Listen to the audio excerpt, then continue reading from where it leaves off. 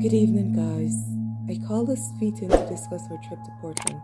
This meeting was a bit impromptu, but I wanted everyone to have a clear idea as to what each of our roles are, who will be monitoring each of the buses, who will be in charge of the children, who will be in charge of the food, just little things to that effect. I didn't want to just make a list or make a plan and then just have everyone adhere to my plan. We can't. I wanted us to sit down as a team because I do see us all as a team.